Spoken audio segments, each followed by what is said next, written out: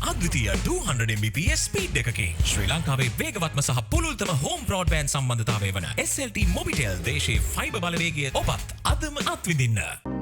හරිම සුදුයි.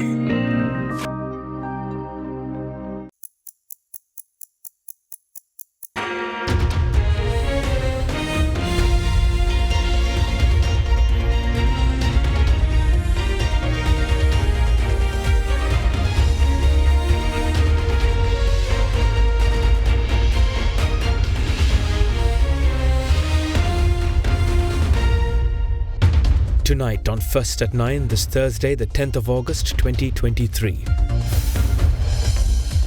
Asia Major. President Ranil Wickremesinghe is committed to bolster inter-Asian economic connectivity. To collaborate more closely with ASEAN. That is the policy of my government. Stresses regret for not having joined the ASEAN alliance earlier. 56 years later, the countries of ASEAN has prospered. And here we are at the end of 55 years becoming bankrupt. Health clarification. Health expert committee clarifies ratio of deaths to adverse allergic reactions following the recent spate of medical incidents. Drought bout. Farmers end their Satyagraha Action today after 18 days following the government's decision to release water for agricultural purposes. ඔබේ විශ්වාසය දිනු සෙන්සුරයින් දැන් ළඟමැති ෆාමසියෙන් ලබාගත හැක. This is AdaDerana First at 9. Live from Studio 24 in Colombo. Good evening and a warm welcome to today's edition of AdaDerana's English News. First at 9, I'm Jonathan Benedict. Let's get right into our top story for this evening. President Ranil Wickremesinghe said that Sri Lanka plans to join the Regional Comprehensive Economic Partnership following the conclusion of credit optimization initiatives. This is scheduled to occur while initiating negotiations for the establishment of free trade agreements with corresponding members of the Association of Southeast Asian Nations. President Wickremesinghe further said that Sri Lanka is determined to bolster its economic connectivity within the broader Asian region. Reflecting on Sri Lanka's economic history and the decisions that had impacted the nation's progress, President Wickremesinghe said that the proposed collaborations highlights the country's commitment to fostering economic cooperation and trade linkages, which will open new avenues and growth and development. President Ranil Wickremesinghe addressed the 56th anniversary of the Association of Southeast Asian Nations recently at the Embassy of the Republic of Indonesia in Colombo. Your cooperation in Asia is not an easy issue, and to work it out has been your success story. It is also a time of regret because Sri Lanka was invited to join the ASEAN at the beginning. We did not accept. I was a witness to it because of what happened then, and one of the people involved was my father. After the UMP government was formed in 1965, there was a request and a demand that we should open out the economy, go ahead. First was the then Prime Minister Mr. Dudley Senanayaka's launch of bringing the Green Revolution into Sri Lanka, which succeeded. Second was the invitation for Sri Lanka to become a founding member of ASEAN. It was natural because during World War II, we all formed what was known as the Southeast Asia Command. There was no South Asia at that time. But Mr. Dudley Senanayak was also the Minister for External Affairs. And unfortunately, the Treasury officials advised him not to risk opening the economy, and the External Affairs officials told him, don't join ASEAN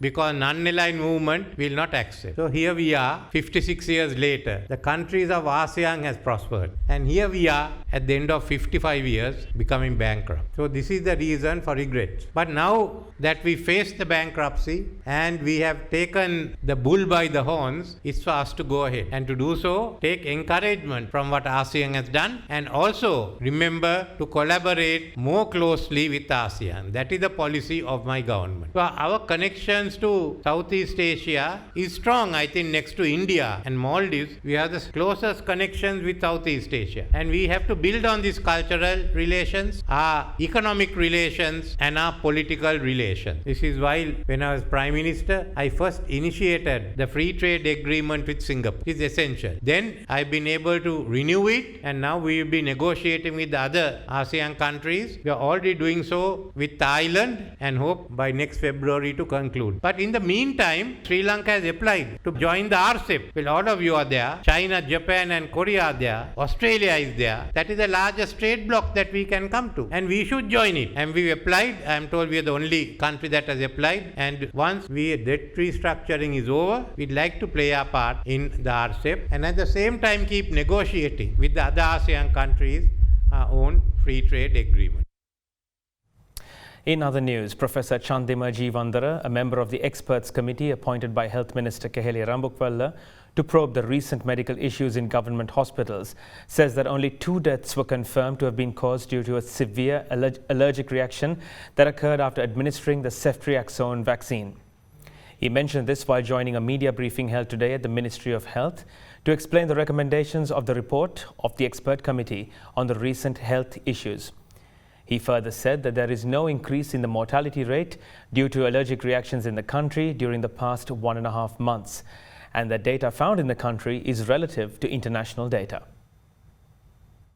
මේ සම්පූර්ණ වාර්තාව එළි දක්වන්න කියලා අපගෙන් ඉල්ලීමක් කරා. නමුත් මෙතන ඇතරම රෝගීන්ගේ දත්ත තියෙනවා. අපිට ඒවා සියල්ලම මාධ්‍යයට දෙන්න පුළුවන් කමක් නැහැ. එතකොට අපිට දෙන්න පුළුවන් අපි එතුමන්ලා සොයාගත්ත ඒ patient details error. මොකද ඒවා වෛද්‍යවරුන් සහ රෝගීන් කතා කරද්දී ගත්ත සායනික ඉතිහාසයන් ඒවා අපිට මාධ්‍යයට ලබා දීමට හැකියාවක් නැහැ. අපිට ඒවා ලබා දෙන්න පුළුවන් ගරු අධිකරණයට පමණයි අධිකරණයේ ඉල්ලුව. මේ සම්බන්ධයෙන් අපි රෝගීන් 15කගේ තොරතුරු අපිට වාර්තා වුණා කමිටුවට මේ සම්බන්ධයෙන් අධ්‍යයනය සිදු කරන්න කියලා. විශේෂයෙන් අසාත්මිකතාවය සම්බන්ධයෙන් අදාළ රෝගීන් 6ක් පමණයි අපගේ කමිටුවට අදාළ වෙන්නේ. ඉතින් මේ 6 දෙනාගේ ඉතා දීර්ඝ වශයෙන් අපි කරුණු කාරණා සාකච්ඡා කරා. ඒ 6 දෙනා ගැන කතා කරොත් මේ අසාත්මිකතාවය සඳහා හේතුකාරක වෙන රෝගීන් 4 දෙනෙක් අවසන් වශයෙන් අපි නිගමනය කරා. මාරාන්තික අසාත්මිකතාවය ඇතිවෙච්ච අයගෙන් අපි රෝගීන් 2 දෙනෙක් තමයි මිය ගිහලා තියෙන්නේ. එකක් රෝගියෙක් තමයි පෙරාදෙනිය වාර්තා වෙච්ච රෝගියා. අනිත් රෝගියා තමයි රාගම රෝහලේ වාර්තා වෙච්ච රෝගියා. අනිත් 2 දෙනා අසාත්මිකතාවය නිසා මිය ගිය රෝගීන් නෙමෙයි.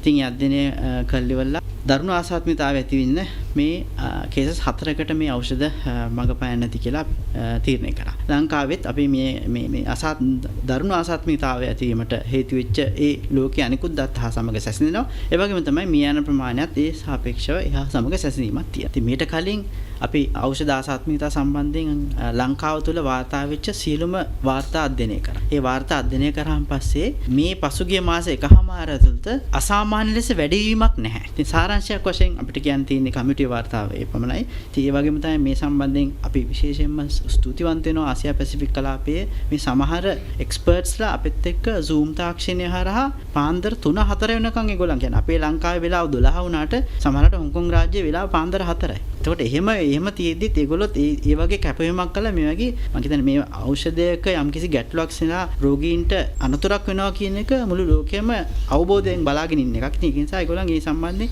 ඉතාමත් ඕනෑම කමකින් මැදිහත් වෙලා තමයි මේ කමිටු වාර්තාවට මේ සම්බන්ධ වෙන්නේ. අපි Zoom තාක්ෂණයෙන් පැය 20කට වැඩි කාලයක් සාකච්ඡා කරලා තියෙනවා. ඉතාමත්ම විශිෂ්ට සේවයක් අපිට ඉන්ටර්නැෂනල් පාර්ට්නර්ස් ලාගෙන් ලැබුණා.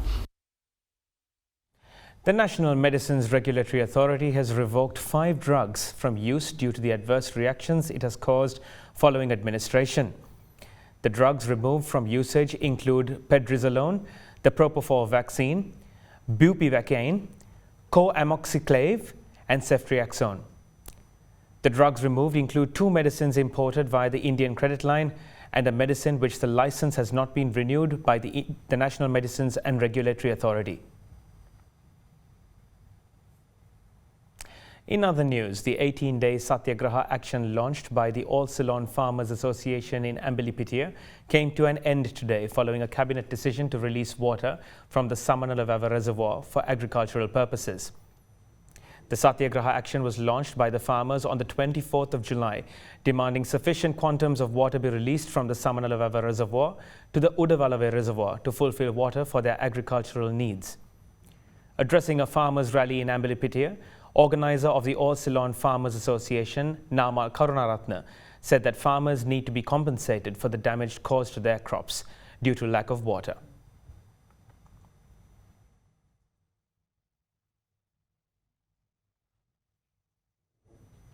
Moving to Parliament, Proceedings in Parliament today were highlighted by the ongoing drought and its negative effects on the farming community of the country. Opposition leader Sajid Premadasa commented on the infighting between farmers amidst the unavailability of water for cultivation purposes. More details from this story now as we tune into parliamentary proceedings for the day. SJB policies are not dictated by the theories and practices of past political leaders, political theoreticians, economists. Rather, it's an appreciation of all the attributes and faults of various approaches and designing our own approach, which is primarily a middle-of-the-path approach, a social democratic approach, which basically combines the wealth creation aspect of capitalism with a human face, and through an adoption of social democratic policies, we try to alleviate the grievances of the less well-off in society. So we look at justice and fairness in terms of redistribution of income and wealth. So that is a basic synopsis of our economic policy. SJB economic policies will be rational, will be grassroots based, and will encompass the whole country, and we will have a national approach irrespective of ethnicity, religion, caste, creed and economic and social groupings. The traditional divisions that have been one contributory factor for Sri Lanka's bankruptcy. උඩවලව වාරි ශිෂ්ටාචාරය කේන්ද්‍රගතගෙන මේ රජය ගත්තු අමනෝඥ තීන්දුව ඔබතුමා දන්නවද? වතුර නිකුත් කරපු එක අද පරක්කු වෙලා ප්‍රමාද වෙලා ජලය නිකුත් කිරීම තුල ගොවි ජනතාව අතර සටන් කරනවා. සීමා සහිත ජල ප්‍රමාණයකට අද ගොවියා මහා ගස්ඨණයකට එළඹිලා තිබෙනවා. මේකට ප්‍රධානතම හේතුව හිතා මතාම ගොවිතැන විනාශ කරන්නට කුමුරුබිම් ගොඩ කරන යුගයේ නැවතත් කරක් රටේ ප්‍රතිපත්තිය බවට පත් කරන්නට පිඹුරුපත් සකස් කරන මේ රජය ගොවිතැන විනාශ කරන්නට කටයුතු කරන මේ රජයට ජල කළමනාකරණය කරන්නට බැරි වෙලා තිබෙනවා. කරුණා කරලා රජයෙන් ඉල්ලීමක් කරනවා ගොවියෝ අතර මේ ඝර්ෂණ ඇති කරන්නේ නැතුව සර්ව සාධාරණව මේ ජලය බෙදා හරින්නට රජය මැදිහත් වෙන්නට ඕන. උඩවලේ වතුර ප්‍රශ්නයට ගොවින් අතර ගැටුම් ඇති නොවෙන්න විදියට පොලිස් ආරක්ෂාව අරගෙන නීත්‍යානුකූලව බෙදලා දෙන්න කියලා අපි ඉල්ලීමක් කළා තිනවා. ජමල් රාජපක්ෂ මහත්මයා ඒක හොඳටම දන්නවා. දැන්ටමත් ඇත්තටම අපි අවශ්‍ය නිලධාරීන්ට උපදෙස් ලබා දුන්නා සාමකාමීව මේ ජලය බෙදා ගැනීමේ කටයුත්තට මැදිහත් වෙන්න කියලා. නමුත් අවාසනාවන්ත තත්ත්වයක් අපි පිළිගන්න සිද්ධ වෙනවා. දැන් සිද්ධ වෙන්නේ සිදු වෙමින් තියෙන්නේ ගොයමත් මැරලා මිනිස්සුත් මරා ගන්න තත්ත්වයට පත් වෙලා තියෙනවා. මීට පෙර අපිට විසඳ ගන්න පුළුවන් වුණා නම් සැලකියුතු මට්ටමකට විසඳුමක් ලබා ගන්න තිබුණා. මේ අවස්ථාවේ විවෘතව ඒ ගොවි ජනතාවගෙන් ඉල්ලා සිටින්නට කැමැති ගොවීන් අතර ගැටුමක් ඇති කරගන්නේ නැතුව ඒ අයත් එකතු වෙලා සාමකාමීව මේ ප්‍රශ්නේ විසඳ ගන්න කටයුතු කරන්න. ඉතින් අපිට ජනාධිපතිතුමා මැදිහත් කරගන්නම සිද්ධ වුණා මේ කටයුතු. අවතුමා කෙටියෙන් කියන්න. මැදිහත් වුණා නම් මේක තවමත් අපිට විසඳ ගන්න බැරි තත්යකට පත් වෙනවා. අමතිවරයෙක් මේ ප්‍රශ්නයක් කරපු නිසා අද ඒ ගොවියෝ එතන මරා ගන්න හදනවා. දැන් පොලිසිය දැම්මයි කියලා කිව්වට පොලිසිය රාජකාරියක් කරන්නේ නැහැ. එතකොට STF එක ඉන්නවා හම්බන්තොට STF එක දාලා මේ වතුර ටික හරිය සාධාරණව බෙදා දෙන වැඩපිළිවෙලක් කරොත් හොඳයි. A new task force is to be incorporated for agriculture modernization to efficiently tackle agriculture-related issues. According to the President's media division, President Ranil Wickremesinghe said that the task force, which will include a government and private sector representative, will merge agriculture plantations, irrigation and Mahaveli development ministries, along with resources from 9 provincial councils. This development comes following the drought that has emerged in the country, affecting water resources for agricultural purposes. In other news, police today fired water cannons to disperse protesters of the Inter-University Students' Federation, or the IUSF, in Colombo and Kirlapana areas this afternoon. The IUSF carried out 2 protests in objection to the recommendations of the replacement of the University Grants Commission with an independent National Higher Education Commission, with a further demand for redress to some of their other issues. Protest actions were carried out despite 2 court orders which were issued preventing the IUSF convener and 8 others from entering and engaging in demonstrations in several areas in Colombo. A protest march organised by the Inter-University Students' Federation was scheduled to convene near Lipton Circus in Colombo today. The IUSF organised the protest to urge the government to meet the demands laid out by them and to express their objection towards the recommendation proposed to replace the University Grants Commission with an independent National Higher Education Commission. However, preemptively, the Colombo Fort and the Maliga Kanda Magistrate Courts issued court orders preventing the IUSF convener Madhushan Chandrajit and 8 others from entering several areas in Colombo. The orders issued by the courts prevented the group from entering or carrying out demonstrations along Deans Road, Kularatna Mawatha, TB Jaya Mawatha, Technical Junction, the Presidential Secretariat, President's House, the Prime Minister's Office, Golface Green and several other nearby locations. However, the Inter-University Students' Federation proceeded with their scheduled demonstrations and commenced their protest action from the Lipton Circus area.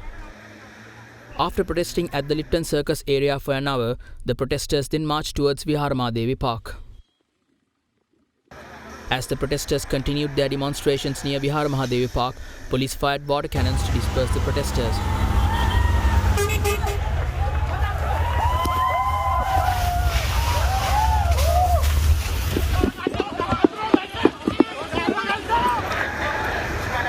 Thereafter, a few protesters who marched towards the Colombo Public Library were arrested by the police.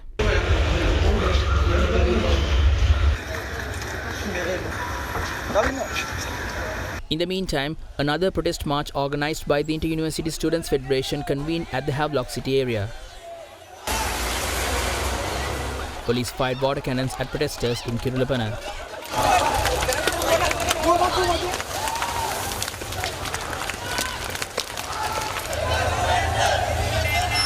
Despite the water cannons fired, the protesters continued to march towards Nugegoda.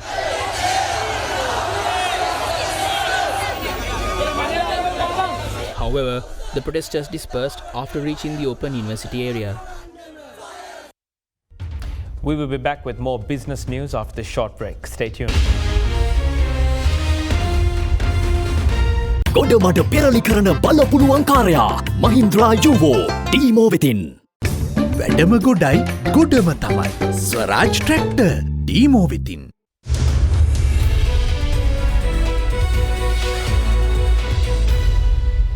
Welcome back.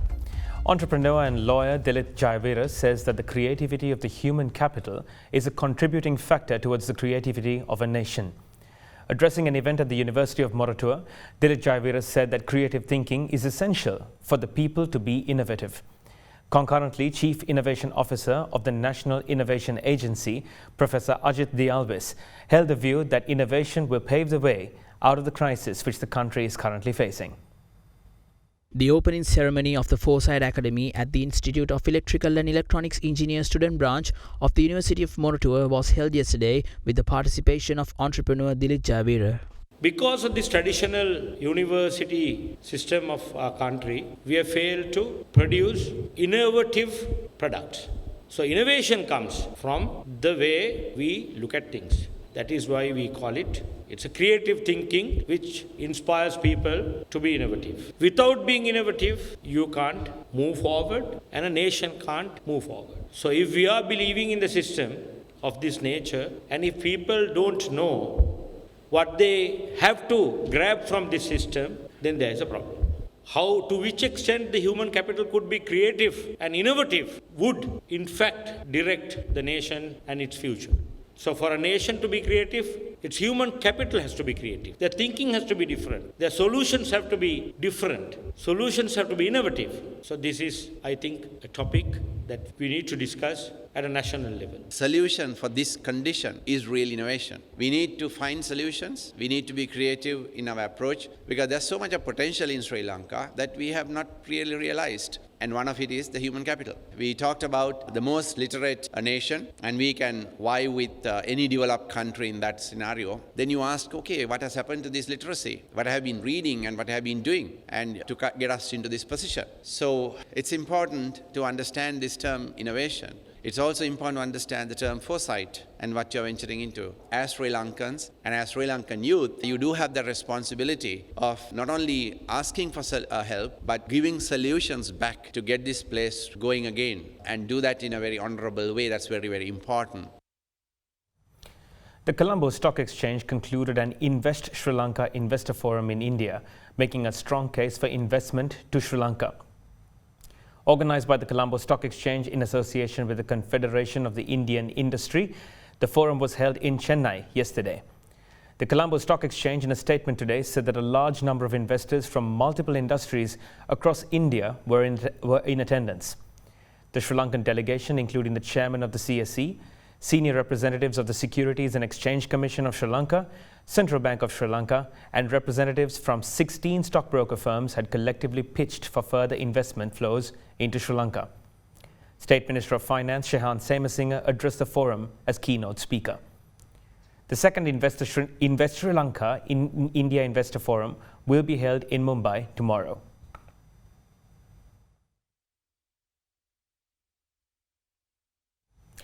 Colombo stocks closed in positive territory on price gains in counters such as CT Holdings, Commercial Bank and Sampath Bank. The benchmark S&P SL20 edged up with high net worth, where institutional investor participation was noted in commercial credit and finance, People's Leasing and Finance, and Ceylon Tobacco Company. Mixed interest was observed in the National Development Bank, DFCC Bank and Sampath Bank, whilst retail interest was noted in Pan Asia Bank, SoftLogic Capital and Brown's Investments. Today's market turnover crossed 3.5 billion rupees. The diversified financial sector was the top contributor to turnover, followed by the banking sector.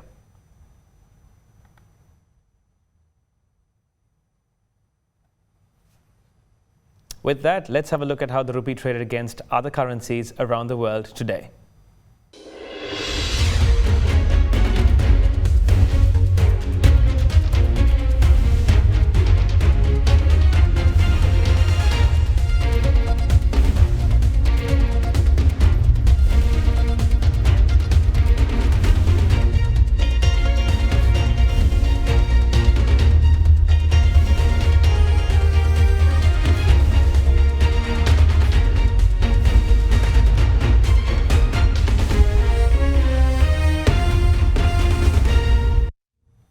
Oil prices stabilized today, with Brent crude holding close to January highs as speculation over another US interest rate hike faded following inflation data, with OPEC remaining positive on the oil demand outlook. Oil prices have been boosted in recent days by extensions to output cuts by Saudi Arabia and Russia, alongside supply fears driven by the potential for conflict between Russia and Ukraine in the Black Sea region to threaten Russian oil shipments. Both benchmarks have been on a sustained rally since June, with WTI today trading at its highest this year and Brent hitting its highest price since January. Brent crude was down 23 cents to $87.32 a barrel, while West Texas Intermediate crude was down 37 cents at $84.03 a barrel. OPEC said in its monthly report today that a healthy oil market is expected for the rest of the year and stuck by its forecast for robust oil demand in 2024 as the outlook for world economic growth slightly improves. Meanwhile, US consumer price data for July fueled speculation that the Federal Reserve is nearing the end of its aggressive rate hike cycle. July inflation data came in as expected, with a 0.2% rise month over month and a 3.2% increase from 12 months ago. Probabilities for a Fed rate increase at the upcoming meetings in September and November declined following the inflationary data. Markets largely shrugged off a higher than expected 5.85 million barrel build in US crude stocks reported yesterday after a record drawdown the week before. In China, recent data showed the consumer sector fell into deflation and factory gate prices extended declines in July, raising concerns about fuel demand in the world's second largest economy. And that wraps up all the news I have for you this evening. Do join us again tomorrow at the same time for a roundup of the day's proceedings on Sri Lanka's #1 news channel. This is Jonathan Benedict signing off, wishing you a good night and a blessed Friday ahead. For news and information you can trust 24 hours a day, visit AdaDerana.lk.